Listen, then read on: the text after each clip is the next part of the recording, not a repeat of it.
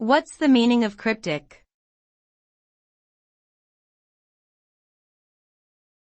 Cryptic.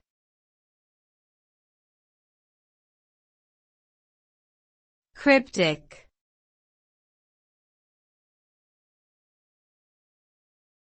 Cryptic.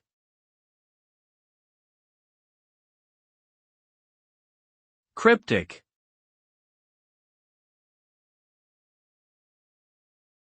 The term cryptic refers to something that is difficult to understand or decipher, often due to a deliberately obscure or mysterious nature.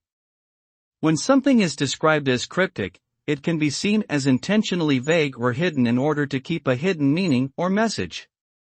This term can apply to various forms of communication, such as language, symbols, codes, or puzzles. The use of cryptic messaging is prevalent in fields like cryptography, intelligence gathering, and puzzles for entertainment. Ultimately, the term cryptic highlights the challenge of interpreting something that is purposely designed to be unclear.